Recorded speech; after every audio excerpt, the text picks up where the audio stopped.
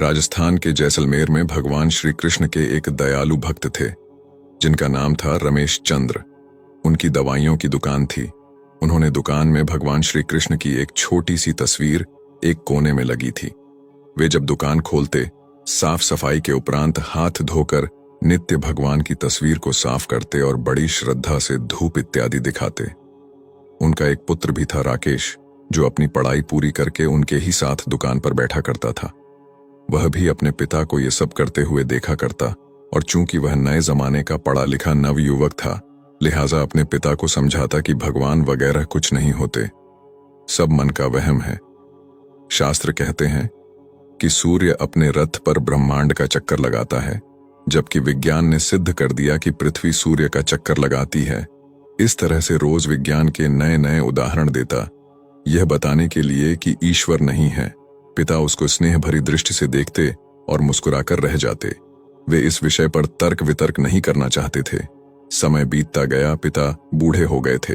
शायद वे जान गए थे कि अब उनका अंत समय निकट ही आ गया है। अतः एक दिन अपने बेटे से कहा, बेटा, तुम ईश्वर को मानो या मत मानो, मेरे लिए यही बहुत है कि तुम एक मेहनती, दयालु और सच्चे इंसान हो, परंतु क्या तुम मेरा एक कहना मानोगे? बेटे ने कहा, कहिए ना पिताजी, जरूर मानूंगा। पिता ने कहा, बेटा, मेरे जाने के बाद एक तो तुम दुकान में रोज भगवान की इस तस्वीर को साफ करना, और दूसरा, यदि कभी किसी परेशानी में फंस जाओ तो हाथ जोड़कर श्री कृष्ण से अपनी समस्या कह देना। बस मेरा इतना कहना मान लेना। पुत्र ने स्वीकृति भर दी।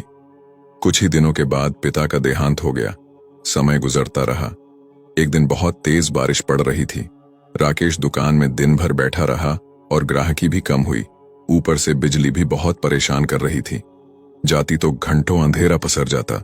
तभी अचानक तेजी से एक लड़का भीगता हुआ दुकान में आया और बोला, भैया, ये दवाई चाहिए, मेरी माँ बहुत बीमार है। डॉक्टर ने कहा, ये दवा तुरंत ही 4 चम्मच यदि पिला दी जाए तो ही माँ बच पाएगी। क्या ये दवाई आपके पास है?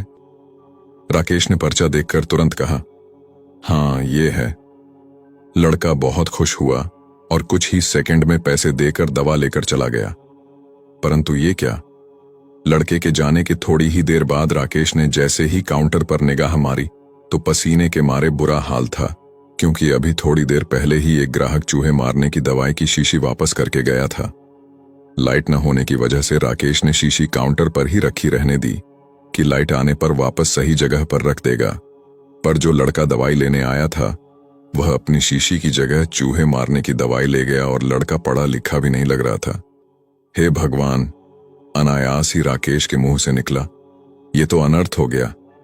तभी उसे अपने पिता की बात याद आई और वह तुरंत हाथ जोड़कर भगवान कृष्ण की तस्वीर के आगे दुखी मन से प्रार्थना करने लगा कि हे प्रभु, पिताजी हमेशा कहते थे कि आप हैं।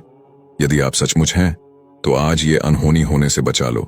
एक माँ को उसके बेटे द्वारा जहर मत पीने दो, प्रभु, मत पीने दो। भैया! तभी पीछे से आवाज आई, भैया, कीचड़ की वजह से मैं फिसल गया, दवा की शीशी भी फूट गई, कृपया आप एक दूसरी शीशी दे दीजिए। भगवान की मनमोहक मुस्कान से भरी तस्वीर को देखकर राकेश की आंखों से झरझर आंसू बह निकले। आज उसके भीतर एक विश्वास जाग गया था कि कोई तो है जो यह पूरी सृष्टि चला रहा है।